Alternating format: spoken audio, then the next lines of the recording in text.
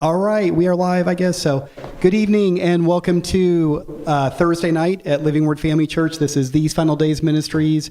I'm that guy right there, Pastor Ryan Speakman, serving under my favorite pastor in the whole world, Pastor Maureen Collins, for my pastor, our pastor. And if anyone is looking for a home church, pop in here Sunday morning, 10:30, and I think you love it. Amazing praise and worship team, et cetera, et cetera. But I'm glad you're here tonight. Welcome to our class. It's been 3 weeks, and apologies for having to skip last week. That happens every now and then.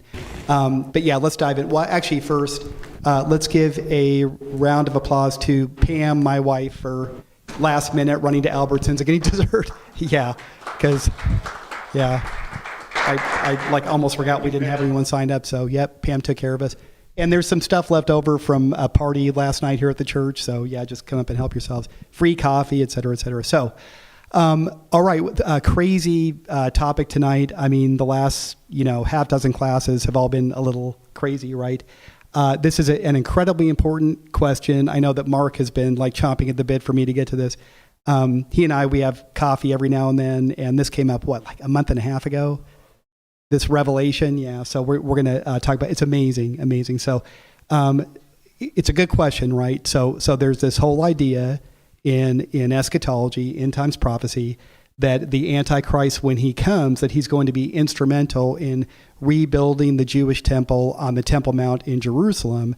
One problem with that, there's a lot of problems with that. One problem with that is that there's this other structure standing there right now called the Dome of the Rock, which is a Muslim shrine. It's actually the oldest Muslim structure on earth, built in AD 691. So 1,400 years and change it's been sitting there.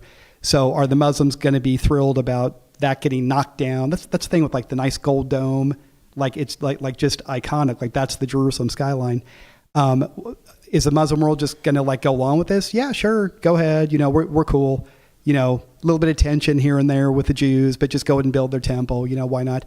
There is an answer to this puzzle that I've been puzzling over for 25 years, trying to come up with a plausible theory. A lot of theories out there, some bad, some even worse, no good ones, right? But it turns out that this isn't a theory. It's a fact, and we're going to get to that tonight, all right? Like what the answer is, and blows my mind, new revelation. And it didn't even come, like the Holy Spirit didn't whisper this one to me. Guess who he told? Yeah, again, like enough with this guy. I have an identical twin brother, and like, he doesn't even do this stuff. And like, he'll just call me in the middle of the night. Hey, I was just thinking. Yeah, okay. Anyways, yeah, that's God keeping me humble. It's kind of working. So, all right, let's. And welcome to Tim and Pat, right? So Tim was here last class. Pat didn't make it, so good to meet you, Pat. And Sandy are back. They had to remind me what their names were. I was thinking Debbie for some reason, yeah. But you'd think it'd be easy because they both have the same name. But anyways, welcome. So, all right. If you are watching by YouTube, please remember to subscribe to the channel and like the video. Our YouTube channel's growing. We're getting a lot more followers.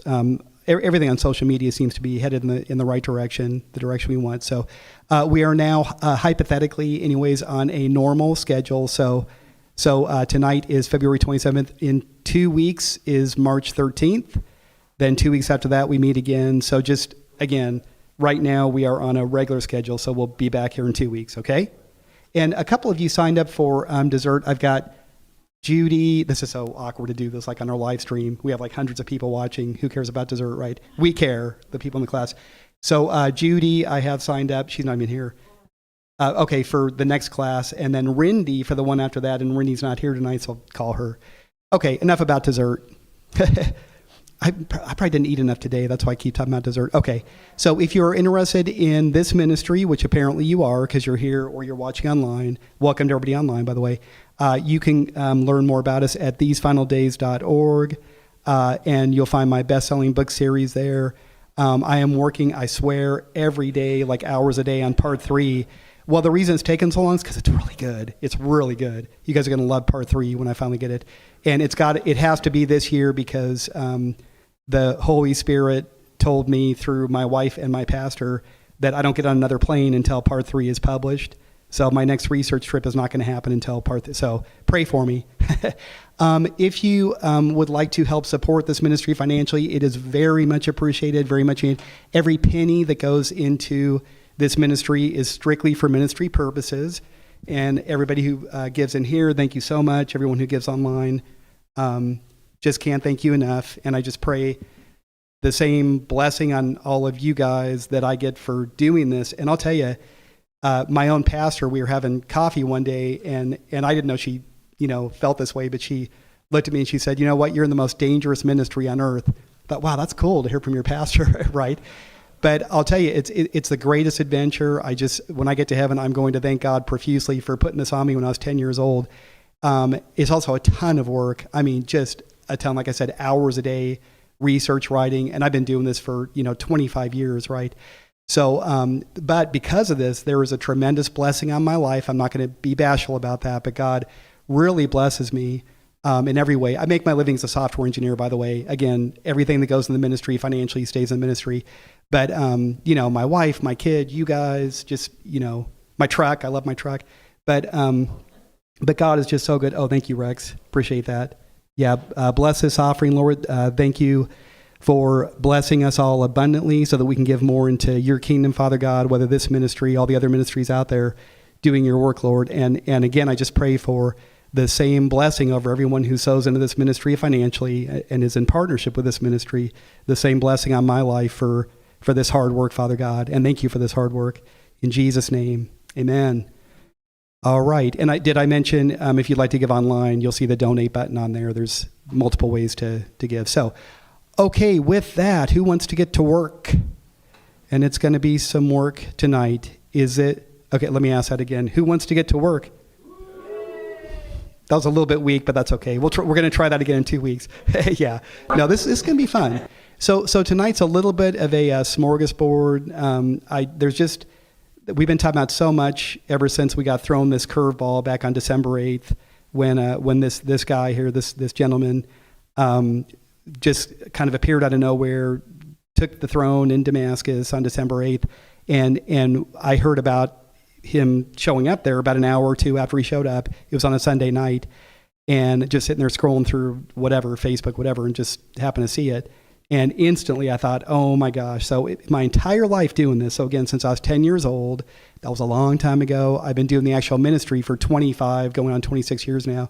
And I've never had anyone remotely as a person of interest. Now, those of you who don't know me real well yet, I teach about the end time. So of course he's one of those guys, like everyone's the Antichrist and everything is the mark of the beast and everything.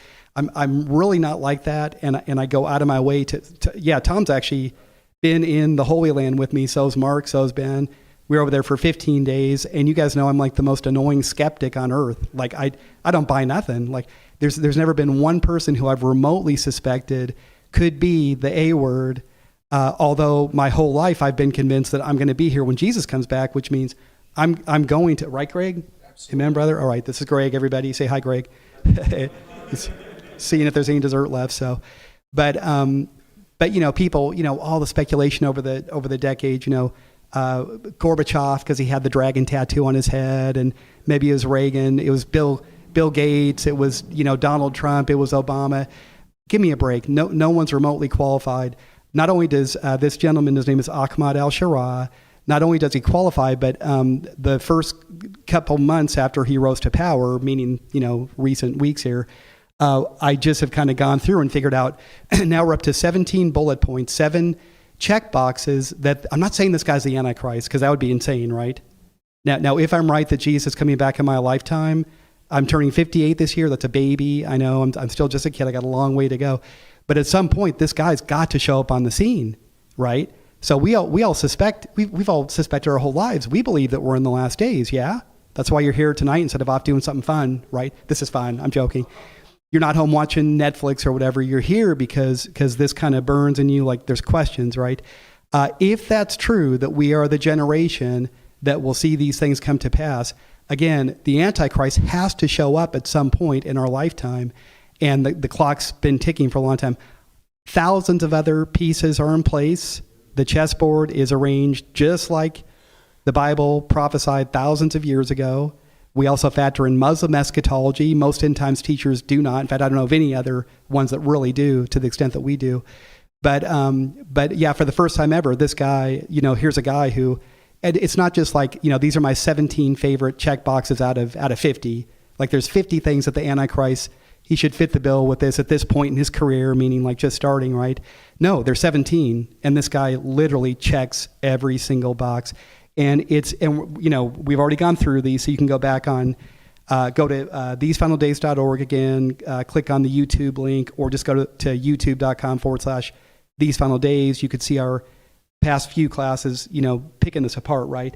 But I figured out that there are 5 things that have to be in place before the Antichrist shows up. They're all in place, including crazy stuff like Syria being a nation again, Israel being a nation again after 2,000 years of not being a nation, right?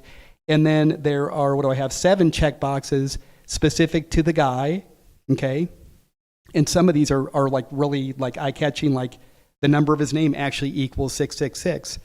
And I searched, remember what I did? I took all 180 of the most popular Arabic male names. It's got to be an Arabic name because he's a Muslim. He rises to power in Damascus. That's Daniel chapter 11. We're not making this up, right? So it's got to be an Arabic name. Out of 180 Arabic male names, how many of those actually equal 666 when you run it through the calculator? Just one, this guy's name. And I just discovered this just before the last class. There's been a lot of hyperventilating over the last couple months. Like, what? And I just discovered this a month and a half ago, that in Muslim eschatology, and this is from the Quran itself, this is Muhammad himself said that this guy's name will be Ahmad. So that's the guy's name. It happens to equal. I mean, that by itself, like even not even having a person of interest, that's kind of compelling, isn't it? That all these years we've been saying here, not every end times teacher says this, most don't. I know that Joel Richardson is one who says, yeah, the Antichrist has to be Arabic, Muslim, from Syria, right? We have it, narrowed down to Damascus. But so he's the Mahdi. He's got to be the Muslim Messiah. The fact that all the way back to the Quran, I never knew this, that they say that his name is Ahmad, and Ahmad happens to be the one Arabic name that equals 666. Listen, where do we get that the name of the Antichrist has to equal 666?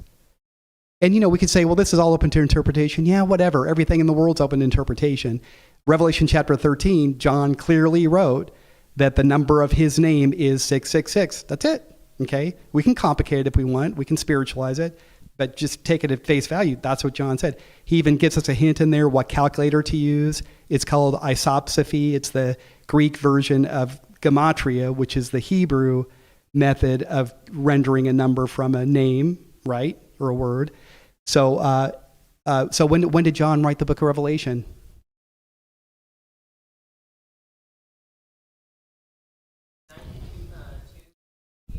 You're really close, and that could actually be precisely correct. We're not sure, but we know from Irenaeus, who was the disciple of Polycarp, who was the disciple of John, that John penned the book of Revelation in the latter part of Domitian's reign. That was an evil Roman emperor.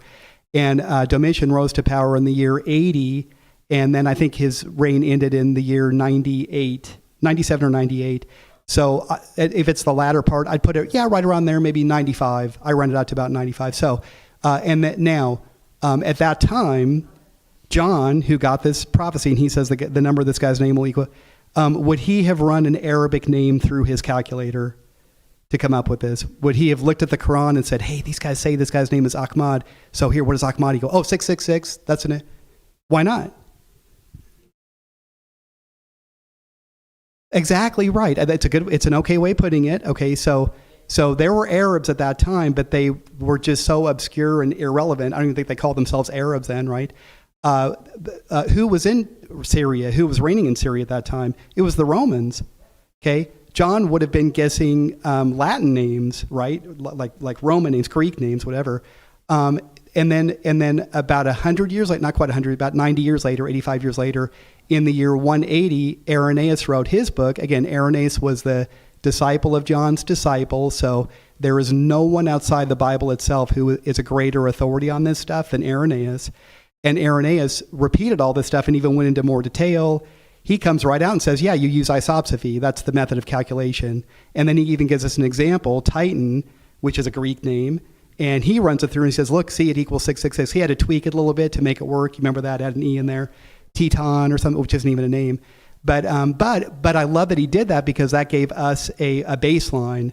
We could say, okay, so what calculator do we use where Teton equals 666? Isopsephy, the Greek method. It's only thing. I mean, it makes sense anyways, right? So now Irenaeus, writing in the year 180, or that's when he published his book, would he have been thinking of Arabic names? He actually suggested 3 different names or words when he was commenting on this number, 666. Do you guys remember this? We talked about this a couple classes ago. But would Irenaeus have been thinking, this is a point I didn't make then, would he have been thinking of Arabic names? Same thing, same problem? Of course not, because in his time, the Romans were still in charge. That's why he was running Greek names through the calculator, saying, here's some examples of what it might be. We don't know, but these are just hints, right? So that was in the year 180. When did Islam even become a thing? When was Islam created or invented? Get in trouble for saying that. In the year AD 610, that was almost half a millennium after Irenaeus wrote his book, okay? Almost 500 years after, right? I mean, 400 years and change anyways. Before Islam even became a thing, the Arabs rose to prominence, and then you start getting some Arab names. So this is not like, well, these guys were just gaming the system. Not at all. There's just really no chance that they would have ever guessed Ahmad. Now, Muhammad down in what is today Saudi Arabia, right, Mecca, Medina, when he was writing the Quran, penning the Quran, would any of this have occurred to him? Well, gosh, John says in Revelation equals 666, and if I figure out the number of this name, so I better not say that the Mahdi's name will be. No, of course not. So it's just a really funny coincidence. That it matches up so precisely, right? So anyways, I got stuck on that point, but that's an exciting point. So 7 points from Judeo-Christian eschatology, specifically about the guy. This guy checks every box. I'm not saying he's the guy. How many times have I said this, right? I'm not saying he's the guy. It's fascinating to me that we are living in a time when we have a guy who fits the bill this precisely. If he's not the guy, God is having a great laugh at my expense at the moment because, see, this guy's perfect, right? And then we even take it like a whole step further, very big step further. We look at Muslim eschatology, and we have 5 main points from their eschatology about the Mahdi that this guy would have to check these boxes at this point in his career, right, the beginning, and he checks all 5 again, right? He's from Saudi Arabia. He first appears at the Great Mosque in Damascus. His faction rides under a black flag. That's HTS, right? Hayat Tahrir al-Sham. And his name is Ahmad. And then even his facial features, personality. That last point there, number 17, you guys remember where I got that? It was from a Muslim article who said this. Hey, the new guy in Damascus, Ahmad al-Sharaa, maybe he's the Mahdi because look, so there's Muslims who are out there doing what we're doing. Very, very few. I did a fresh search today. There's just a handful of Muslims around the whole world who are looking at this guy as the possible Mahdi. There are even fewer Christians who are looking at this guy as a potential. Joel Richardson briefly did, and then kind of said, well, we don't know, keep an eye. But you know what occurred to me today? One reason I think that almost nobody is half, 1/millionth of as excited about this guy as I am, right? Because I don't know of any other Christian teacher or Jewish for that matter, talking about the Messianic age, end times, that factors in Muslim eschatology to the extent that we do. And I certainly have never run across a Muslim scholar out there who factors in Judeo-Christian eschatology. So the fact that we're factoring in both, that's one thing that's making this really exciting for us, because it's right, we got a lot more check boxes than anybody else would. That the new checkbox, number 17, right? That's the facial features, personality. I added that in our last class. I don't have any new checkboxes tonight. I'm sorry. I'm watching, believe me. But Aaron, he's been. I have to say this. I made myself a note because he wanted me to mention it. He's been really pushing me to add one more checkbox that he came up with, and he actually didn't. So who's been with my ministry for at least 10 years? a few of you in here, right? So do you remember when ISIS was around and I was saying, look, these guys cut off people's heads, the infidels? That's like Revelation chapter 20. They're beheaded for their faith in Jesus Christ, right? ISIS rides under a black flag. That's from Muslim eschatology. His faction, the group, rides under a black flag. That's like, well, Ahmad, his group, again, HTS, they ride under a black flag too. So, but Aaron really wants me to put ISIS on there. Because this guy was affiliated with ISIS. They're kind of not getting along great now. I do strongly suspect that if this really is the guy, that at somewhere in the future, possibly near future, he's going to make friends again with ISIS. And then when everything really happens, ISIS will be involved. They're huge.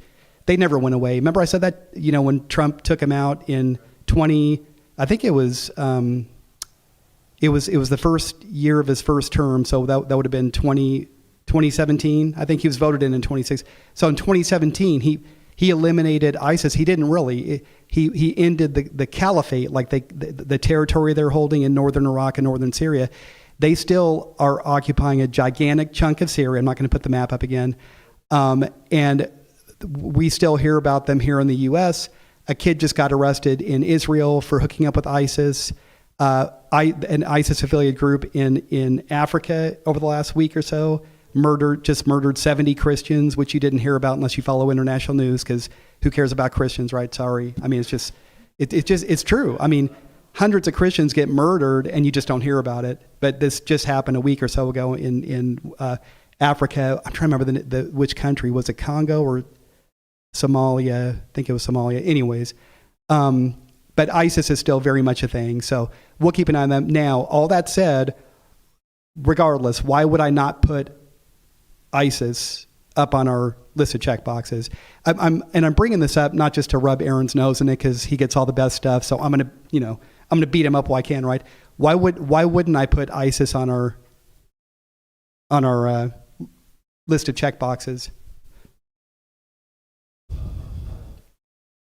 For now, but Aaron's theory, and I think he's probably right, he's going to be affiliated with them again later on. Okay, what are these check boxes again? That's an important point. I want you guys to really get this. This is everything that is actually factual today as we're talking right now, okay? So could he hook up with ISIS later if he really is the guy? Yeah, he very well could. That's future. And if we're going to go through and make a bunch of check boxes about all the stuff that the Antichrist has prophesied to do, we're going to need like 10 slides like this to really go through it. So sorry, Aaron. I think Aaron's watching tonight. Love you, man.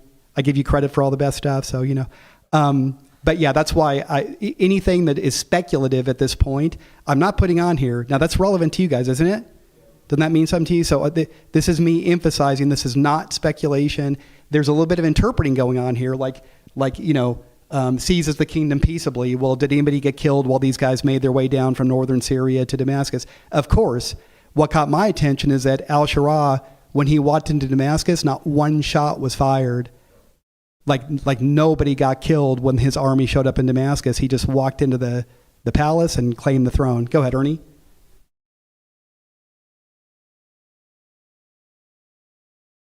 Someone like him that has roots in the tribe of Dan. Yes, 100%. Lisa's been waiting for this, right? So I'm working my way toward that. Wasn't he raised in the Golan Heights? That's actually what his Nam de Gur, which means the name he used for war, was Abu Muhammad al-Golani, named after the Golan Heights, yes. Okay, which incidentally was pretty much precisely where the tribe of Dan was before they got taken up into northern Syria. Yeah, exactly. Remember I said at the start of the class I'm putting like hours a day into research and writing. This is what I'm researching and writing right now. You guys won't believe the stuff I'm finding. You're gonna. It's like too good to be true. Like you guys are. I know you think I'm nuts already. Wait till you hear what I'm coming up with now. Wow. But yeah, for sure. And we are definitely working our way toward that. Okay, that's actually in my presentation. Definitely not going to get there tonight. But what we did do, I gave Lisa a little bit of. She's been waiting for this, right? Last class, I kind of gave you a little consolation prize in the meantime, just to hold you over. Which was, you remember, I showed really beyond any doubt from Daniel chapter 11 that he will be an Israelite. Yeah. No question about that. He's Jewish, right? He won't regard the God of his fathers. That's Abraham, Isaac, and Jacob, whose name was changed to Israel. He is a Jew, the Antichrist. And I've been struggling with this thing. So one checkbox I wish was up here, and gosh, should be up here, because I mean, this is like a done deal one way or the other. Is he Jewish? Is he really Jewish? And there's zero evidence that he's Jewish at all. There's his name, Al-Golani. Well, his family was kicked out of the Golan Heights in 1973, Yom Kippur War. Israel kicked him out. That's how he ended up in Saudi Arabia, which is where the Mahdi is supposed to be born. So that kind of worked out right. But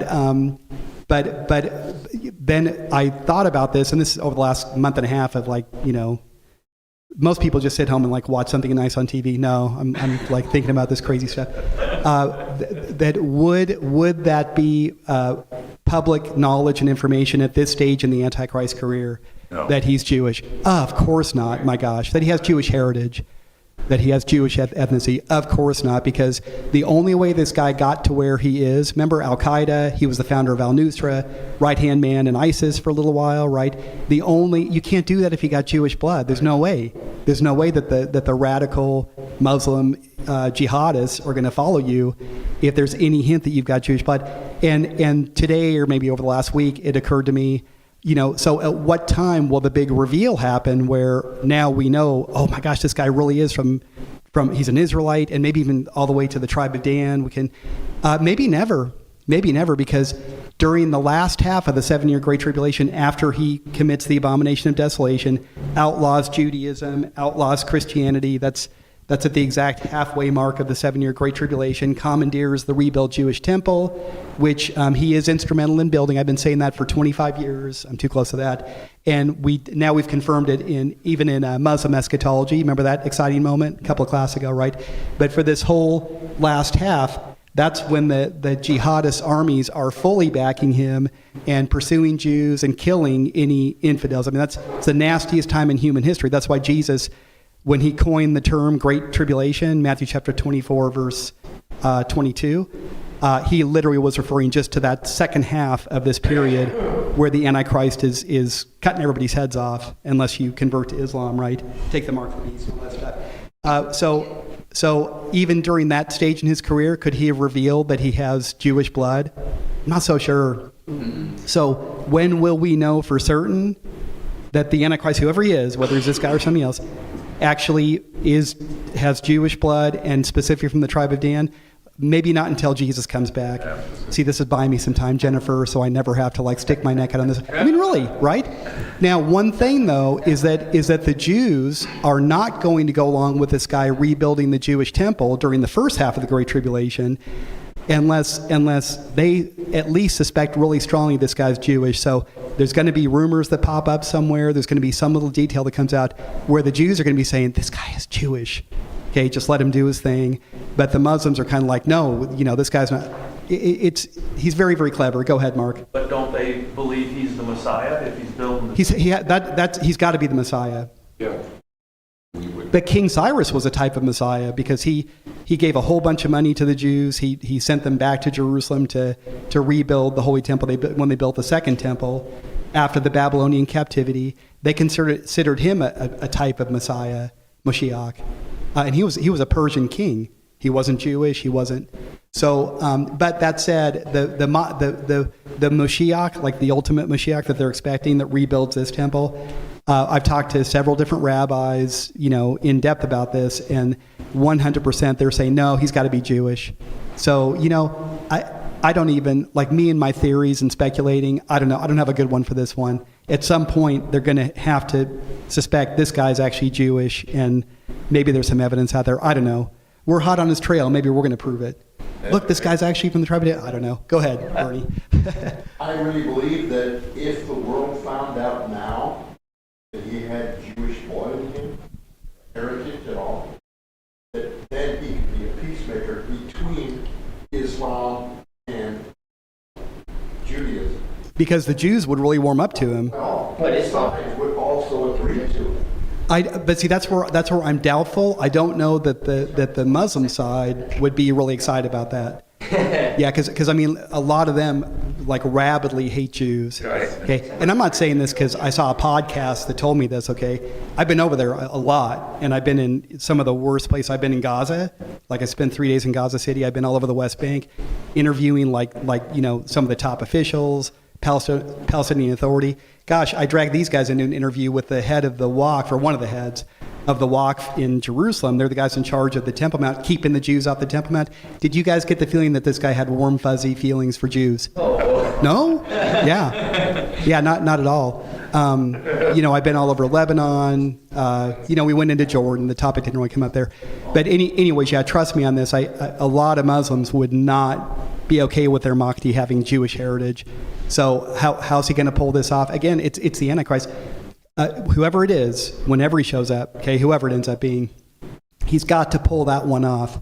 He has to appear to be all things to all people. Yeah. To the Muslims, he's the Mahdi. To the Jews, he's the Mashiach. To Christians, he's at least some kind of like messianic kind of figure. He was sent by God. I don't think any Christian's going to think that he's Jesus. I mean, that maybe a couple crazy ones, but at the very least, a lot of Christians are going to think this guy's great. God really sent this guy and anointed him to save the world, right? The Buddhists are expecting the Maitreya. The Hindus are expecting the Kalki. Everybody on earth is primed, and even full-on atheists primed and ready for a Messiah type figure. Okay, so I don't know. He'll pull it off. So I actually meant to get into this part last class, and we didn't actually have time. But so this is a little bit old news about a month ago. But I was watching this guy for a while. So you guys know who this is, right? In the picture up there. Mm-hmm. Yeah, who is that? Pete. His last name's on there. Yeah. Pete. Yep, so Pete Hegseth, this is one of the people who President Trump wanted to add to his cabinet, and then they all had to go through, an approval process. And Hegseth, if I was reading the news correctly, he was one of the top two who had the hardest time getting confirmed by the Senate. And I think it was who's the Hawaiian? Tulsi Gabbard. Yeah, Tulsi. It was her and Hegseth that were like the tightest, like to get in. RFK was pretty tight, but I think he had it a little bit easier than these guys did. One thing interesting is that President Trump originally intended to place Hegseth in a different position in his cabinet. Do you guys remember what that was? It was the Secretary of Veterans Affairs, so he would have been head over the VA, basically the veterans, which is, whatever, not super interesting. What did he end up being, this guy? And he is today. Defense. Yeah, Secretary of Defense. That's a big deal. That's a very important cabinet position. I mean, head of the entire United States Armed Forces. That's not a small deal. So I was excited when he got in, and then realizing, that's his position. That was Trump announced that, a couple months I think before. But I want to show you guys a little video. So I've been sitting on this for about the last 6-8 months when Trump was still running. We hadn't had the election yet, and I just thought, well, we'll save this and see if this guy actually gets in, because this could be interesting. Nothing crazy, groundbreaking here, but kind of compelling. Here we go. Okay, so this is all the way back in 2018. So this is about halfway through Trump's first term, and this guy was not serving in Trump's first administration, right? But but he was obviously really in the game already at this point, because this is at the King David Hotel, Arutz Shiva. That's a news outlet, and he was invited to make a little speech. So I just want you to hear what he says in this speech. I'm gonna have to make sure the volume's good. It's interesting. Gets my attention. Absolute honor to be here. A couple of folks definitely want to thank Minister Defense Minister who's Mayor of Jerusalem. Thank you, sir, for being here. Members of the Knesset. None of us would be a little bit louder. Without Dr. Joe Frager. Please around applause. Is that good? So I'm going to fast forward to the part I want you to hear. The reason I have learned so much about Israel. So he and his wife went to Israel in 2018, again, before he was a member of President Trump's cabinet. But we're going to fast forward to about 9 minutes and just see if you guys catch what really caught my attention when I first saw this. Ever wondered what your home looks like from space? This is not it. Oh, gosh. I really need to just spring for the premium, so... Enter the And by the way, I'm a middle-aged man, so apologies in advance if anything untoward comes up. I'm so sorry. So far, so good. Hold on. Let's get that. Here we go. Today, Jennifer and I had a chance to go see the western wall of the Temple Mount. Western Wall tunnels. So much of the. And as you stand there, you can't help but the miracle before you. And it got me thinking about another miracle that I hope all of you don't see too far away. Because 1917 was a miracle, 1948 was a miracle, 1967 was a miracle, 2017, the declaration of Jerusalem as the capital was a miracle, and there's no reason why the miracle of the reestablishment of the temple on the Temple Mount is not possible. I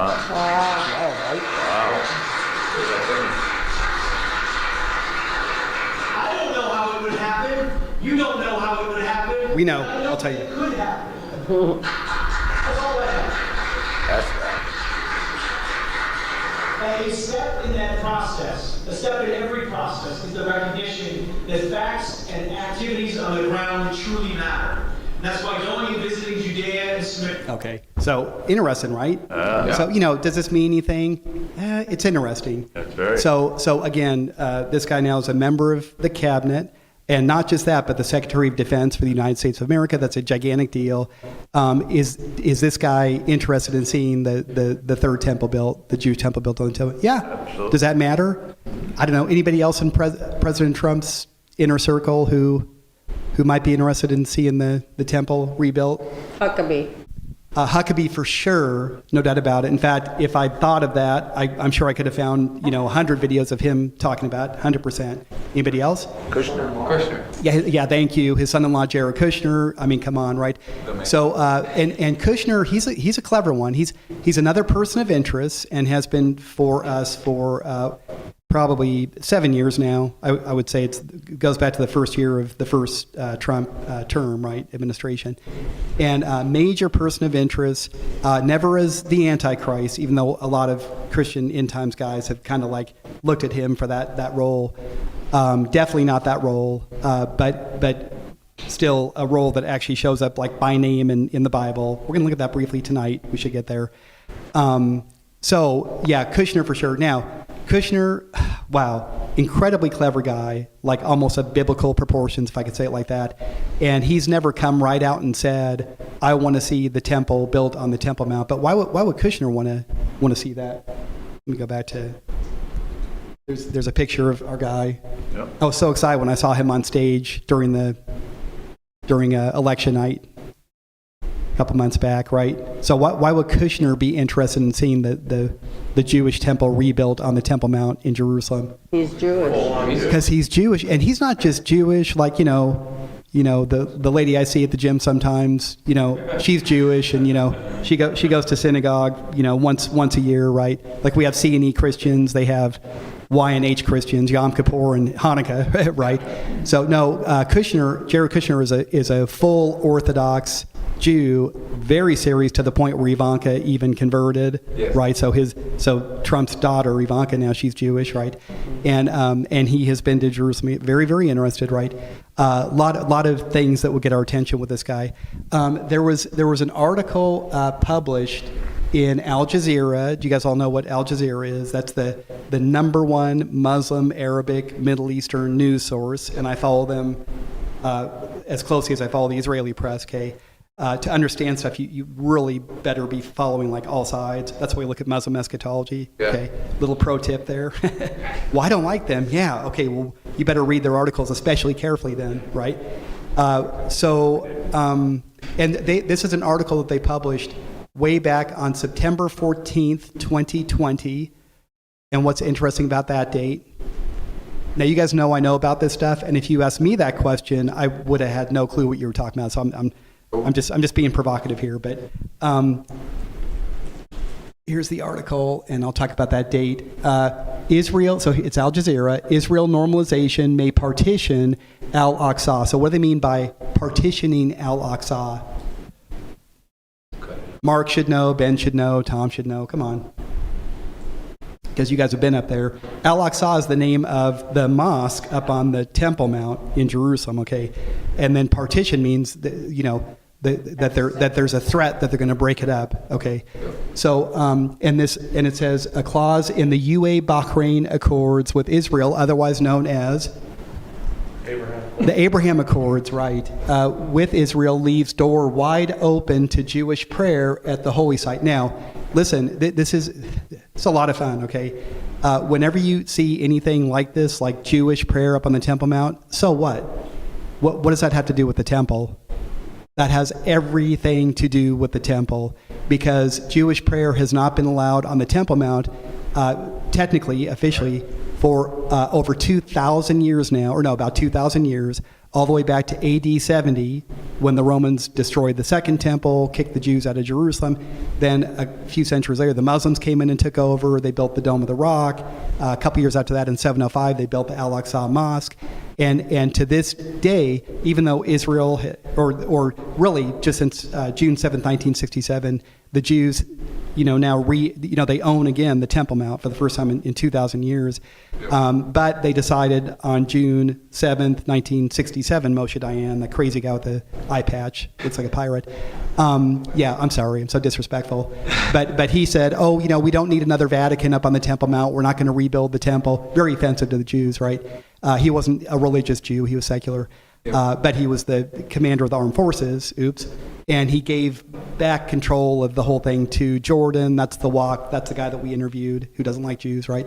And to this day, officially, Jews are not allowed to so much as, move their lips or sway a little bit on the Temple Mount. The first time I ever went to Jerusalem back in 2012, they were arresting them and dragging them off the Temple Mount, banning them for life just for mumbling up on the Temple Mount. Now, when the four of us went there, Mark and Ben and Tom and I, in May of 2023, so almost 2 years ago now, that was before October 7th happened. What did you guys see up there? There was some activity. There was. Yeah. There were Jews full on walking around in a group surrounded by Israeli police protecting them, right? We didn't see the Jordanian, the walk. No, and that was the first time I've ever been up there where I didn't see the Jordanian police, the walk police, the Muslims, right? So things are really changing up on the Temple Mount, but I mean full on praying, like open mouth, loud, top of the swaying back and forth. We filmed a couple of them. And I made Ben upset because I made him film a guy who was sitting there praying, and he was embarrassed. But you did good, man. Yeah, you did good, Ben. I could have filmed him myself, but yes, that was half my fun is making Ben do it right. But so prayer. But what does that mean though? 2,000 years. They most of that time they weren't even allowed anywhere near the Temple Mount. Okay.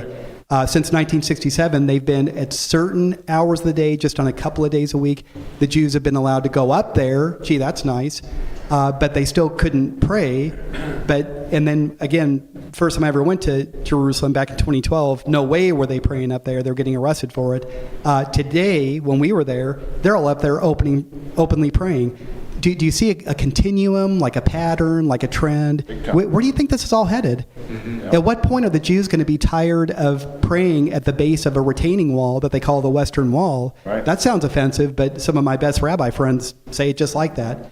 It's the base of a retaining wall. Why is this our holiest site? This was like underground, right? But that's where they're relegated to pray. When are the Jews going to rise up and say, "We're sick of this. We own Jerusalem. We own the Temple Mount. This is our property. We want to rebuild our temple." I promise you, completely apart from the Bible and history and prophecy, everything, completely apart from that, it's going to happen. It's inevitable. The Jews are going to rebuild. We don't hear Netanyahu talking about it. Do you think that he's thinking about it? I would bet big money that he thinks a lot about it. He won't actually say it. Some people in his cabinet openly say it. Ben Gvir, my gosh, let's rebuild the temple, right? So what if, like, you're not even a religious Jew and you don't care about it from that aspect? Or you are a religious Jew, but the temple, that's going to be for the Messiah to build later. Don't worry about it. Why would you want the temple rebuilt? It is the ultimate symbol of Jewish nationalism, the temple. When they rebuild it, that is the crown jewel of saying the Jews are back. We're back in Israel. We're never leaving, and Jerusalem is our holy city. It's a national symbol. It's not just a holy site. Right. Okay, that's how we know it. But so anyways, back to this article. So this is Al Jazeera, and the date that this was published. There's the Dome of the Rock. There's where the third temple has to be built. Okay, and this is the old city of Jerusalem. Remember the shawarma down there, guys? Good stuff, and good coffee down there.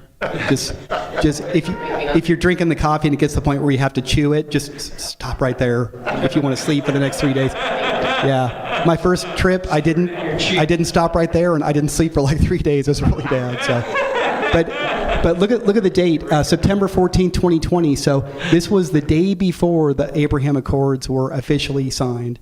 That was on September 15th, 2020. So the day before, Al Jazeera throws up this red flag, and they say, a statement embedded in the United Arab Emirates, UAE, and Bahrain normalization agreements, they don't even call it by how we know it today, the Abraham Accords, with Israel, brokered by the United States, may lead to the division of the al-Aqsa compound, by which they mean the Temple Mount. Okay? Yep. So what's this called again? This is the Dome of the Rock. So what does al-Aqsa refer to? That's the mosque. That's the mosque, which is way over there where that weird decoration is on the wall. That's where or even by the door. That's about where the Al-Aqsa Mosque would be. So that's off to the left of this picture. Oh, this, by the way, I'm just having fun now. This is the Church of the Holy Sepulchre. This is the exact spot where Jesus was crucified and entombed. That's what that church marks. Anyways, okay. So here's what it says. Yeah, we went in there too. Remember that? My eyes are still burning from the candles and the incense. All right. Because it violates the status quo. The status quo refers to the agreement on June 8th, I think it was the next day, 1967, to let the Jordanians maintain control of the Temple Mount. That's the status quo. The status quo means no Jewish prayer. I mean, thousands of Muslims up there full on praying. Sometimes they're protesting. They've waved, Hamas flags up there on the Temple Mount, but no Jewish prayer, right? Watch this, though. This is so cool. I love this. According to the joint statement, the Abraham Accords between the U.S., Israel, UAE, and then this is also true with the Bahrain Agreement. And by the way, we're watching now, remember, for Saudi Arabia to sign the Abraham Accords. Abraham Accords, why am I watching that? What do I think that might be? It's like we have this nice graphic on our timeline here. That's the beginning of the Great Tribulation. That is the treaty next to the meteors coming in. That's the Daniel 9:27 peace treaty. Okay, and I believe that the Abraham Accords that's what that's going to morph into. And here's what it says in each of the papers that are signed, right? The Accords, as set forth in the vision of peace. That's the Abraham Accords. All Muslims. Now you guys tell me what you're hearing here. See, this is like an international, extremely legal official document, and so words are important. And you guys tell me what you think this says. All Muslims who come in peace may visit and pray at the Al-Aqsa Mosque, and Jerusalem's other holy sites should remain open for peaceful worshipers of all faiths. Oh. This is so loaded, this one sentence, and this is not accidental. No. This isn't a grave oversight. This isn't a little oops moment. What do you guys see in there? All faith. This is in the Abraham Accords. All faith can pray. For sure, but it says just at the other holy sites. So like I pointed out, the Church of the Holy Sepulchre, there's the Church of the Redeemer, there's the Virgin Mary's burial tomb. So that's Jerusalem's other holy sites. That's you could interpret it like that. What do I have highlighted there? So I've got something in purple, green, blue, and then purple again. Only who come in peace, which means that if you're not coming in peace, you are subject to being tossed out still. Okay, that's an excellent one, Ben. So there's one clause. So who gets to decide what that even means? That's so nebulous. Who gets to decide what that means? Who comes in peace? So with this, it's being stated that somebody is deciding whether or not somebody else is coming in peace. Right. Okay, it would be Israel, of course, deciding who. It says all Muslims who come in peace. Yep. So this statement is targeting Muslims specifically. Yep. And I love the one in blue. What does that say? May visit. May visit. Wait. So tonight when I'm done here and I drive to my house and go in the garage, and I go in, my wife has let me in the house to visit. Well, yeah. That's nice of her. Well, okay, that's a bad example. I'm sorry, bad example. You got me, Don. Right? Yeah. So saying this is such a slap in the face to the Muslims because they've owned this. They feel like, for the last 1,400 years, and now you guys are going to give us permission to visit. This is our property. What do you mean by that? Right? It's a huge statement, and especially the last one. It says at the Al-Aqsa Mosque. Now, why is that important? This is the most pivotal part of the whole thing. Go ahead, Greg. Because the temple is not the mosque. They're allowed in the mosque, but not in the temple. Yeah, and actually, you know what? I didn't even think to do this previously, but I have a nice picture here. Here we go. I'm going to zoom out a little bit. Hold on. That was a good picture. So this is the Dome of the Rock, and this is the Al-Aqsa Mosque. Okay, here's the old city of Jerusalem. Here's the Western Wall. See all the thousands of Jews, or hundreds at least, who are gathered there. This is the ramp that you go up to go onto the Temple Mount. Remember, guys, that wooden ramp? Remember that? So this is the mosque. So if this international agreement with Israel's Muslim Arab neighbors say that the Muslims who come in peace may visit the Al-Aqsa Mosque, what is that very clearly stating?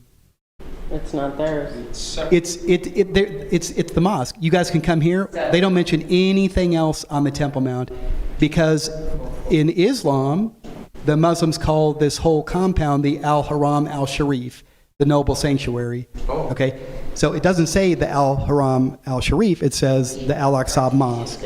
So what is that doing? It's literally removing ownership, kind of from the mosque too, but especially from the whole rest of the Temple Mount. And who cares? Why is that pertinent to our class? Why is this a really good setup for one of the number one things we're watching for? Really, the number one thing. Where the Temple Mount will be built, or where the temple will be built. Exactly. It opens the door to a third Jewish temple. It really does. You could think it does. That was my major in college, international relations. I remember hours and hours at the university library combing through news articles about just little statements, a little sentence here that the leader of this country, the king of this country would make. And this stuff is really pertinent. So again, words carry a ton of weight in international agreements. It's not an accident that they phrase it that way. So it opens the door for something else on the rest of the Temple Mount. A couple other points I've highlighted. I love my highlighter because I can just skim through and get to the parts I want to. But Israel defines Al-Aqsa as the structure of the one mosque, as does the statement. So Al Jazeera they caught this point that Al-Aqsa refers to just the mosque. It's not even referencing the rest of the Temple Mount. Okay? It's a big deal. What if the guy in Damascus signs the Abraham Accords? Oh my gosh, I guarantee Jared's watching that guy with the Abraham Accords. Him and Saudi Arabia, it's those two, okay? According to Israel and apparently to the United States, anything on the Temple Mount that is not the structure of the mosque specifically, I point out the building, is defined as one of Jerusalem's other holy sites and open to prayer by all, including Jews. Big red flag for them, right? This choice of terminology is neither random nor a misstep, 100% agree, and cannot be seen as anything but an intentional, albeit surreptitious attempt to leave the door wide open to Jewish prayer on the Temple Mount. And what else? You hear what I said? It's not just prayer. They're not going to end a prayer. Right. Now they're praying. What's the next step? Sacrifice. Who said that? Yeah. Right. Was that Greg? Yes. Yeah, good job for that. Gold star for that point, because I'm jumping right to the temple. Yeah, you're right. The next thing would be that altar. Yeah. That portable altar that we saw, guys, remember at the Temple Institute? Taking that up, putting it up on the Temple Mount, right to the east, slightly to the southeast of the Dome of the Rock, and resume the daily sacrifice. That can actually begin before they even break ground for the temple, all right? And let's see, thereby radically changing the status quo. Remember I said the status quo is, let's leave everything like it is. No Jews on the Temple Mount. Yeah, read the Bible, bros. or their own eschatology, for that matter. Yeah. Right? Right. Over the years, there has been a growing temple movement, mostly led by the extreme nationalistic religious Jewish right. In other words, all of our friends. Right? All of our friends over there. It's true. Some call for Jewish prayer, while others aim, there it is right there, to build the third temple over the ruins of the Dome of the Rock, which according to Messianic belief would usher in the coming of the Messiah. Isn't that wild? Right there in Al Jazeera. Yeah. So they're reading the landscape the same way we do, and it's exactly right. I think this is interesting though. It's over to build the third temple over the ruins of the Dome of the Rock. A little bit more of the story. We're going to get to that. The same thing as us, that you have to destroy it. And yeah, right. But there's a crazy catch-22 here, and I promised Mark I'd get to it tonight. Oh. I will. And look, it mentions our guy, Jared Kushner, Trump's son-in-law and senior advisor, has been the main point person on the proposal. Back then he was working with Ron Dermer also. Has been linked to the wording of the deal. Kushner came up with the wording. Mm-hmm. Okay? He means the third temple. The plan stipulated the status quo at the Temple Mount al-Haram al-Sharif, there's the name for the Arab name for the Temple Mount, should be continued, but in the following sentence it also said people of every faith should be permitted to pray on the Temple Mount, Haram al-Sharif. And that's funny because I remember that when I first read the agreements back in September of 2020, I caught that too. Like in one sentence they say, the status quo will be maintained. Don't worry, nothing's going to change. Then like the very next sentence, oh, and everyone's going to be allowed to pray there. It's exactly the opposite of the status quo. I know. Yeah, these guys are not dumb. They know what they're doing here. And remember, this isn't just like somebody's pipe dream or somebody's idea or here's a proposal. This is the Abraham Accords.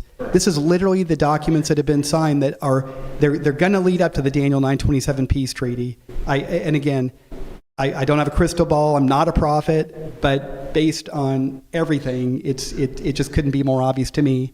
Okay? Yeah. And you guys come here and listen to me, so, you know. Eddie Vasquez, Senior Advisor, Spokesperson, U.S. State Department, in an email to Al Jazeera, referred to a fact sheet published after the deal of the century, as Trump was calling it, was released, which said there was more to the deal of the century than that, but I won't get into that. All Muslims are this is from this guy from the State Department, wrote to Al Jazeera, who had questions. All Muslims are welcome to peacefully visit Al-Aqsa Mosque, specifically says mosque, but there was no clarification as to why the term Al-Aqsa Mosque was used instead of Haram al-Sharif. So here, that's the point again, in the accords with UAE and Bahrain, the Abraham Accords. So here's the point again, why are we saying just the mosque and not the whole Temple Mount? Because there's something else in mind for the rest of the Temple Mount. It's the third Jewish temple is going to go right there.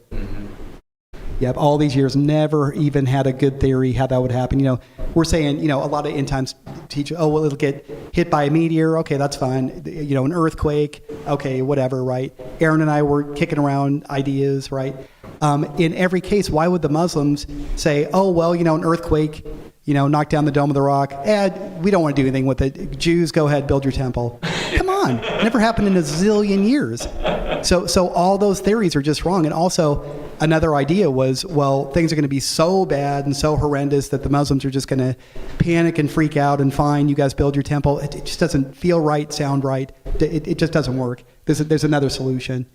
They're tinkering. Oh, wait. This is a landmine the Trump administration and Netanyahu are leaving for the next administration, which we didn't know at this time would be Biden, right? And the next Israeli government. Now, this was, you know, how many years ago? Almost 5 years ago. And now, guess who the next administration is? It's Trump again. Where's Netanyahu? He's still there. They're tinkering with Al-Haram al-Sharif, Al-Aqsa, and the Temple Mount. It will light a fuse. True. It's called the End Times. All right. So let's see. Let's get back to this. I really got to watch the clock because I promised Mark, in fact. Okay. You know, I think I might. How would you guys feel if I don't care how you guys feel. I do care how you feel. I don't mean that. You know what? It's 7:00, and I don't want you guys like fading or ready to walk out the door when I get to the punchline. And Don's always tell me, do the punchline, do the punchline. Do the punchline. So we're gonna circle back to this slide, and I'm gonna go right to what we came here tonight, principally to. There's so many pieces of the puzzle, but principally this is the question that we're looking to answer, right? Why would the Antichrist replace the Muslim dome with a third Jewish temple? First of all, why do I say that he's going to do that? Do you guys remember? Because the last couple of classes we have been talking about this. Why do I think that's going to be the case? Go ahead, Ben. Because he wants to take God's place. He wants that glory. He wants that honor, I guess. And so, currently with the temple being there, he can't. That is his throne on earth. God's throne on earth. That's the official, So exactly said, the official appointed, this is my throne. right. And he being very prideful, he wants that. Yeah. Well, I mean, Satan wants to be what Paul calls him, the God of this world. Yes. But he wants that to be consolidated and official and permanent. And the way to achieve that, according to his calculations, which go back who knows how many thousands of years, right? Satan, that is usurping the throne in Jerusalem on the Temple Mount. That's the holy Jewish temple. Probably the Ark of the Covenant, which God literally refers to as his throne on earth, the Ark specifically. That's Nachmanides talks about that, one of the Jewish sages. But Isaiah chapter 14, I will, loose for boasting, I will lift up my throne upon the Mount of Congregation, that's the Temple Mount, and above the stars of heaven, that's all the angels, right? So he actually declared this way back in Old Testament times. 2 Thessalonians chapter 2, verses 1 through 4, Paul says that the Antichrist, that he will march into the temple and seat himself in the temple, showing himself to be God. That's how he's God. So what is it really that will make the temple? Why can't the Antichrist, when he shows up, just go into the Dome of the Rock, bring a nice, throne with him, set it in there, and say, okay, go ahead, Greg. I want to lean towards the sacrifice. It relates a little bit. Because when they go with live sacrifices, that's totally going against what Jesus is here for. Well, yeah, that's a whole other topic, but remember that the Jews today are still in the Old Covenant, and God still officially recognized that. Actually, it's a pertinent point, because if that wasn't the case, so the covenant that you and I have, yeah, you don't need animal sacrifice. Jesus, one sacrifice for all time, did away with all that, right? Doves. Yeah. Right. But the Old Covenant, which did include animal sacrifice and the Holy Temple and all the rituals and everything, did that go away when Jesus died on the cross? A lot of pastors or teachers or Christians will say yes. Absolutely not true, you guys. So even Hebrews, that's what the book of Hebrews says. It says that the Old Covenant is passing away and it's becoming obsolete. Yes. The Hebrews was written decades after Jesus went to the cross. So how could that be if the New Covenant did away with the Old Covenant? It will do away with it ultimately.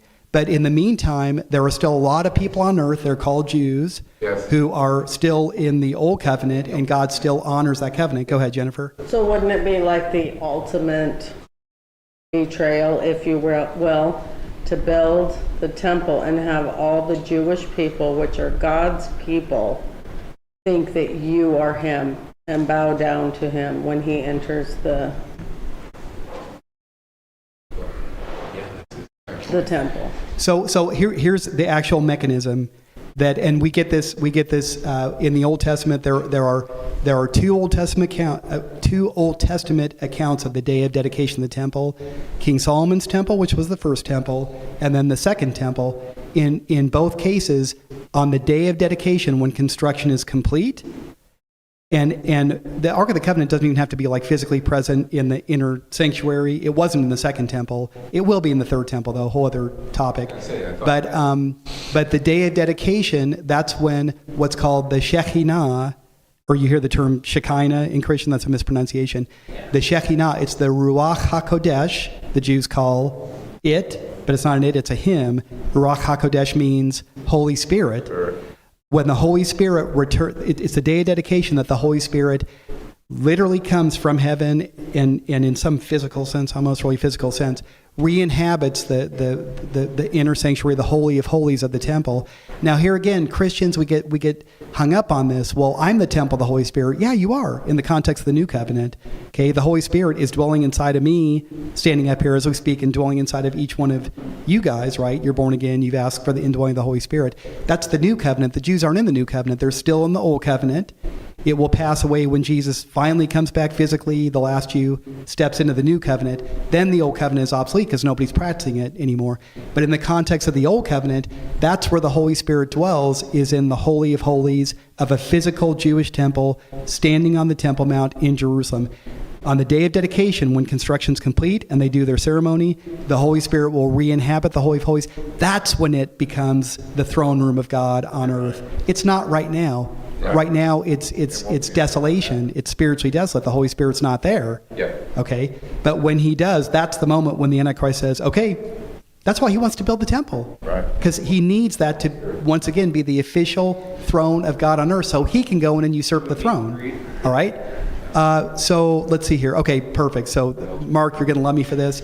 And yeah, actually, whenever we get to, anyways, okay, just stop yapping, Ryan. Get to work. All right. So here we go. So why and how, kind of more to the point, will the Antichrist replace the Muslim Dome of the Rock with a third Jewish temple? So there was an article that I ran across. I get credit for this one a couple months ago, about a month after our guy, came to power in Damascus, and we're doing all this research. Couldn't believe when I found this. This is so incredibly groundbreaking. This revelation. So again, what do we study here? Do we study Jewish eschatology, end times? Of course. Do we study Christian eschatology? Like I just quoted Paul. Book of Revelation is right. That's Christian eschatology. Yep. And we also study, because we're real smart, Muslim eschatology. Because if we understand what the Muslims are watching for with their guy, the Mahdi, oh my gosh, does that give us insight? So for decades, I've been saying, for the reasons I named before and others too, that yeah, the Antichrist, he's going to rebuild the Jewish temple or be instrumental in that, so that he can reclaim the throne. But I just found this article about a month and a half ago now, and it's by this lady who runs a school in London, and it's to teach kids about Islam. Imam al-Mahdi will conquer Jerusalem, and she happened to write this 2 weeks to the day after the October 7th attack. So this is what was on her mind. I've written to her trying to make a connection. She hasn't written back. But she is an Islamic scholar. She studies the Quran and all the hadiths, and she knows this stuff, right? So she's telling us that the Mahdi, right, when he comes, will conquer Jerusalem. And this is the point that just, oh my gosh, when I saw this, it's a great find. And I found this, not Aaron. So this is, she goes into all this stuff. She mentions Damascus, all the black flag, all the stuff they're watching for. But this is something I did not know until I found this article a month and a half ago. The Mahdi, see what I have in yellow? The Mahdi will rebuild Jerusalem's Beit al-Maqdis. So I don't know if you guys remember ever hearing me, and I have on a lot of occasions, referring to the Jewish temple by its Hebrew name. What's its name in Hebrew? What do the Jews call the temple? It means the holy house, or the house that is holy. Beit HaMikdash. So Hebrew and Arabic, they're both Semitic languages, very closely related. If you know one of those two languages well, you can kind of understand the other one. So a lot of words and terms in Hebrew sound very similar in Arabic, and vice versa.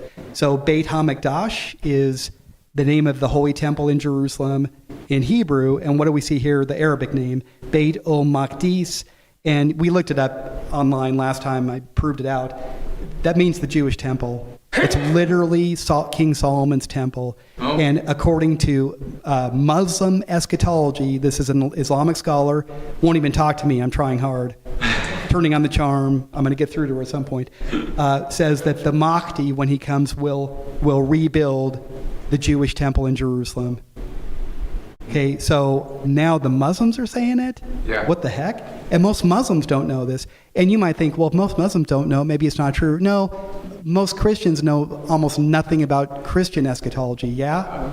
Not true? That's why you guys are here, because you don't hear about it in a lot of other places, right? And then the Mahdi will move the caliphate, the seat of the caliphate, from Medina to there. So Muslims focus on Mecca and Medina, specific, mostly Mecca today, right?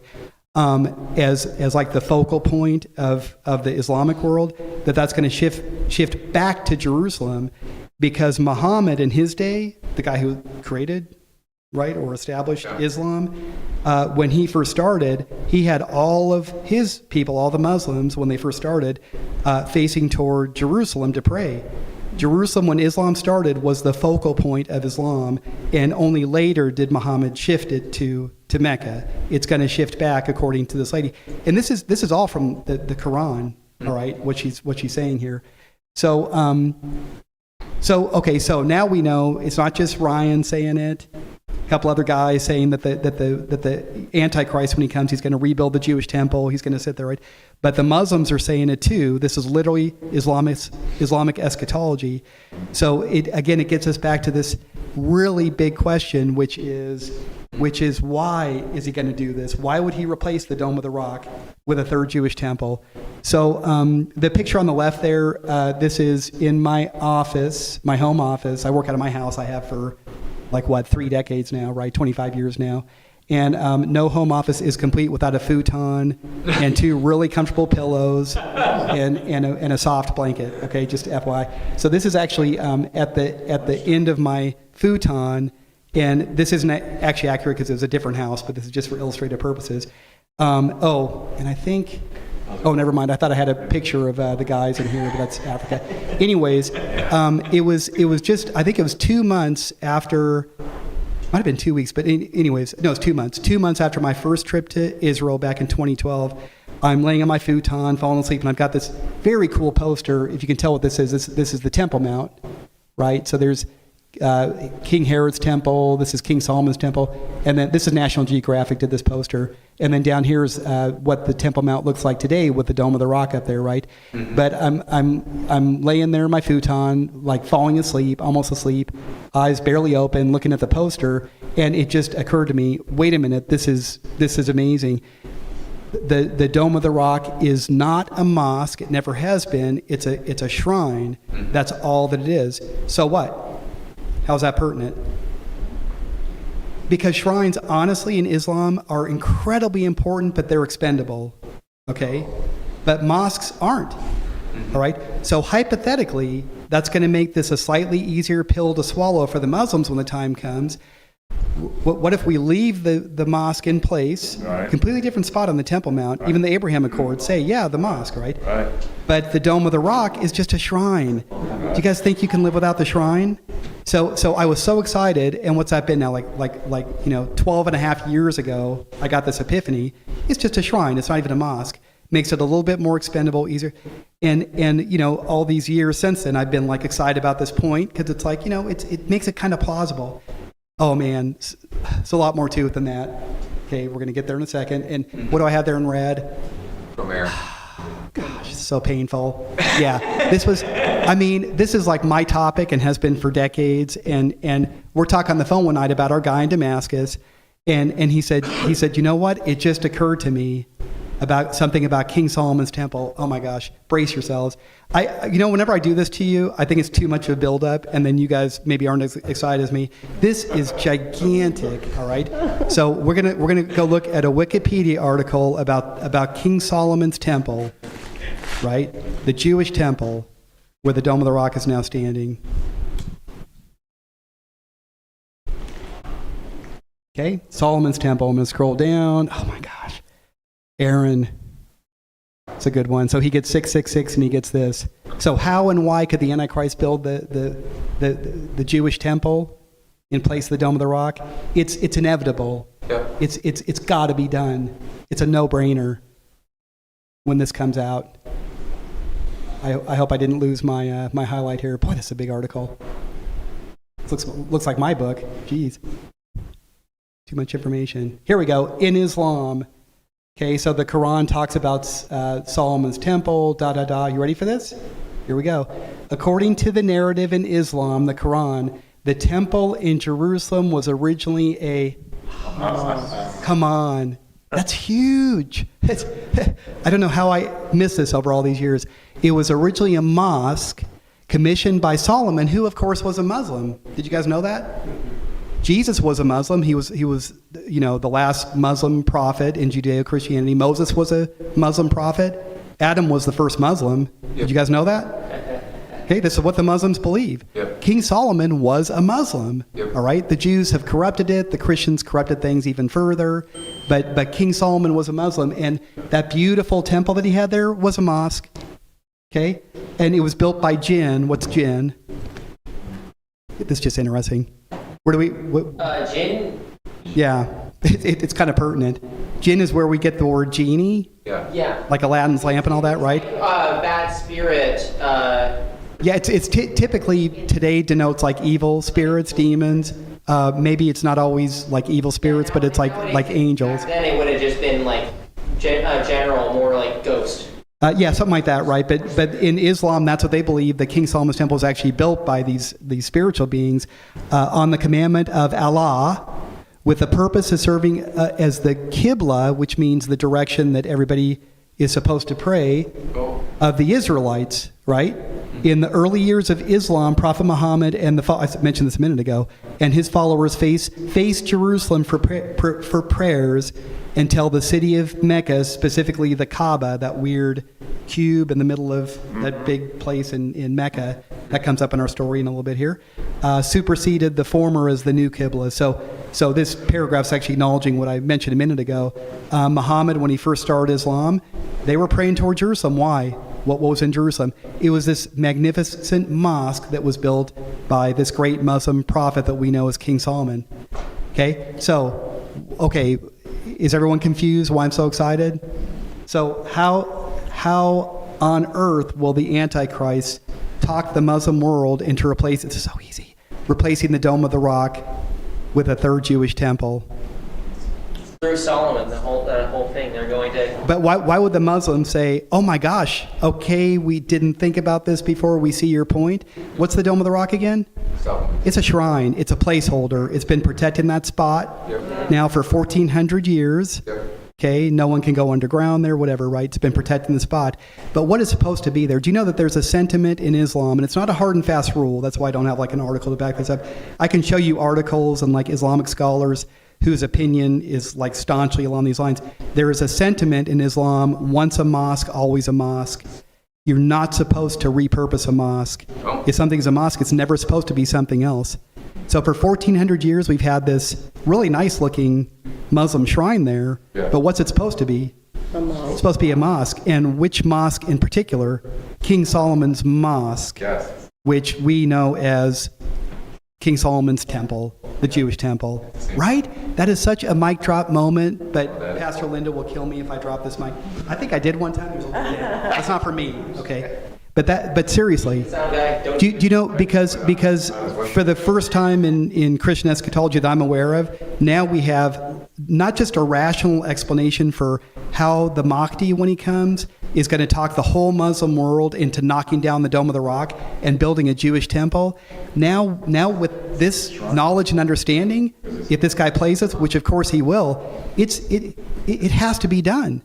This is this was like the spot for Muhammad himself when he first started, praying toward Jerusalem, toward King Solomon's mosque. Okay, this is the heart of Islam. Islam does not come full circle until King Solomon's mosque is revived, until it's rebuilt. So is the Muslim world going to just step in line and, oh my gosh, give me a bulldozer, man. I want to be the one to knock down the dome. Let's get rid of this beautiful shrine. Maybe they'll move it somewhere. Get rid of this beautiful shrine and build what's supposed to be there, which is the Jewish temple. Isn't that amazing? Yes. Okay, and if you're not excited, you're way offline here. We'll talk after class. Yeah, anyways. Yeah, so again, decades, there's going to be an earthquake, a comet's going to hit it, there's going to be a war, and someone's going to go and blow it up. That was another theory, right? There's other crazy theories out there. No, this is the most beautiful explanation. This is how it's going to happen. The Muslims are going to go along.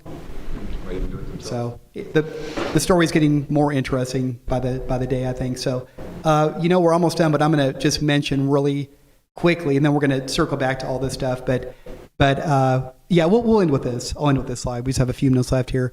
But another theory that you guys maybe have heard put forth about the Holy Temple is here's another idea, another option. What do you see here? What's the proposal in that illustration? To include it? Well, to build it next to it. Here, a lot of guys say, Perry Stone says this, John Hagee has said it. Yeah. All the big end times guys. Forget the Dome of the Rock. We can't come up with any plausible reason why the Muslims would ever allow the dome to be replaced with a temple. Now we have it, right? Yeah. Like we know in this class now. Next door. That was fast. It's like one sentence in Wikipedia. It's like, boom, Aaron gets credit. But there's this other argument that, hey, there's all this open land to the north of the Dome of the Rock. Let's just build the temple there. Yep. Have you guys ever heard that one? Mm-hmm. Yeah, and it's just absolute nonsense because because, I mean, I'm sorry, just to be blunt, Why was that like your favorite theory, Don? I'm so sorry, yeah, man. of course it was. Okay, I owe you a coffee for being so blunt. It's easier, and it's an explanation. It's something that maybe makes a little bit more sense, but that can never be the case because the Jews will never, ever, ever build a temple anywhere except for right here. So this illustration here is the correct one. This is the Dome of the Rock. This is probably to scale because the Holy Temple, the dimensions that are described in the Torah, it's a very, very large structure. And then you have the inner court and the outer court, right? The women's court, all that. And then they've got the Dome of the Rock, to scale again. It just gets like swallowed by the rebuilt temple. By the way, this would be the back of the temple here. This is the western wall down here. Here's the Al-Aqsa Mosque way over here. Mount of Olives. The front door of the temple faces toward the sunrise, which is the east. That's over here. But this is the correct model. The Temple Institute, they're the guys who are getting ready to build the third temple, have been for decades. We went there, remember guys, right? Yep. Still talk, I've got my contact there. There is no way that they would ever build a Jewish temple anywhere except precisely where the Dome of the Rock is sitting. And why is that? Isn't the throne under the throne? The throne itself is it under the Dome of the Rock? I love the way you answer that. It's exactly correct. And what do you mean the throne? What's the throne? The Ark. It's the Ark of the Covenant. It really is. So remember, in the entire lifespan, which was like almost 500 years of the second temple, that's one that Jesus taught in a couple decades before it was destroyed by the Romans. The Ark was never seen. It never made it back in the Holy of Holies. But the Jews know exactly where it is. They've never been hiding it. It's hidden in a secret chamber directly underneath the Dome of the Rock, inside the Temple Mount. That's a whole other class. I could tell you stories about that. And even we tried a little bit to get to it when we were there, right? I mean, not really, but we were underground, though. Yep. We were at the base of the Temple Mount underground, anyways. So if the throne of God is the Ark of the Covenant, is there any clue, like any physical evidence today that, the Ark of the Covenant had to sit directly beneath that round gold dome? So the picture down here that you could see, and I really probably should have made it its own slide so you could see it better, but this is actually taken from up inside the dome, looking straight down at what the Jews call Even Hashtia. In English, that's the foundation stone. This is, and see how it's kind of round? Can you kind of see the round walls and the windows? Right, the doors. This is directly inside this structure. In Arabic, this is al-Sharaa, which means the rock, hence the name, the Dome of the Rock. It's all about this crazy rock. What's exciting about this rock? In the late 1970s, right up to about 1979, there was a Dutch archaeologist named Leen Ritmeyer whose team had gotten special permission over the course of 22 years to study the heck out of the Temple Mount. And I don't know how he got away with that, but they finally ended it right in 1981 or something. Yeah, it was 81. Is that right? Yeah, I think so. And since then, no one's been allowed anywhere near this, no archaeology done. But his team in the late 1970s, they took a really close look at al-Sharaa, the foundation stone, Even Hashtia, and what they noticed is cut into the rock is this perfectly straight line that goes along here, and they call it the foundation trench because they what they came up with was this was the foundation of a wall here, all right, and they say it's called the foundation stone because it's like the foundation of the world. This is where creation began. It might also be called the foundation stone because this was the foundation of this structure. This part of the Holy Temple. What's this part back here? Shorter than the front. This is the back of the building, the back of the temple. This is the Holy of Holies. This is where this rock would have been. When they looked closer, they saw another cut into the rock along this line, and a less prominent one along the north scarp, and no cut along this line at all. No hint that there was ever a wall there. The dimensions of this room would have been 20 cubits by 20 cubits, and incidentally also 20 cubits high. This is precisely from the Torah. This is how God commanded that the Holy of Holies be built, exactly like this. It also happens to be facing precisely east, so the open portion would have been facing precisely toward the front door of the temple, toward the Mount of Olives, toward the sunrise. That is to precise Torah specifications. It's an archaeologist, and he's kind of a secular guy. I talked to him really briefly once a few years ago through email, but kind of a secular guy. And he was making this point that in his book, I've got his book, okay, so the reason that there's no wall here, do you guys know? Mm-hmm.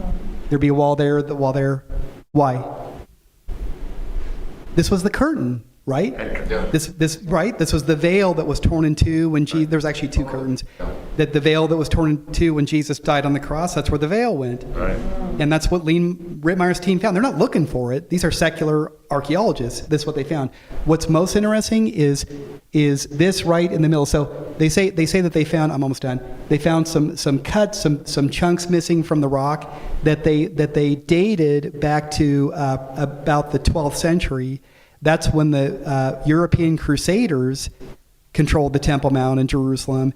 And there's a story from the Crusaders that they were cutting off pieces of the foundation stone, sending them back to Europe, and selling these chunks of rock for their weight in gold. It was worth as much as gold because it was from the temple. They're out there somewhere. If you guys ever see one on eBay, please let me know, okay? I want one of these pieces. But there was one rectangular, perfect rectangle cut out of this part of and you see how perfectly central that is, little bit back toward the western wall, the west wall, western scarp, and precisely oriented correctly, right? And that one dated back quite a bit further. They dated that depression to about 3,000 years ago, around the year 900, 1000 BC. What happened in that year? That's when King Solomon's temple was built. That was King Solomon. And guess what? The precise dimensions of that rectangular depression, 2.5 cubits by 1.5 cubits. That's the Ark of the Covenant. Isn't that crazy? So could we just build the Jewish temple over here, everybody be happy? No, you can't. Because God told King David, the story in 2 Samuel, that we aren't going to have time to get into, chapter 26, told King David, this is precisely where you were to build the altar and the temple. That's where the Ark of the Covenant clearly sat. We have physical archaeological evidence today. This is where the temple has to be built. There's no explanation, rational human explanation for how the dome is possibly going to go away and the temple be built until now. Now you guys know. Why? Because the dome is a shrine that's a placeholder for what's supposed to be a mosque. The Mahdi, the Antichrist, when he comes, he's going to rebuild Solomon's mosque. And the Jews, meantime, are going to be over here saying, you guys could call it whatever you want. This is the Jewish temple. See how that's going to work? This guy's so smart. But we're smart, too. We're catching up to him. We're figuring out his whole strategy. Go ahead, Don, then I got to close. So in the movie The End of Days, starring Kevin Sorbo, which is an excellent series on the ends at the time, by the way, if anybody's interested. I started to watch it, yeah. What they decided is that the cubit was 1.4, not 1.7, making the temple smaller than that size right there, allowing the room. Now, this is a movie, and they're trying to make sense of it. Yeah. But the point is that was their explanation of how. Yeah, it's cool though, because again, who's ever into this stuff, we're trying to come up with rational explanations. I've been doing it my whole life, trying to figure stuff out. Well, this makes sense. Well, this is a good theory.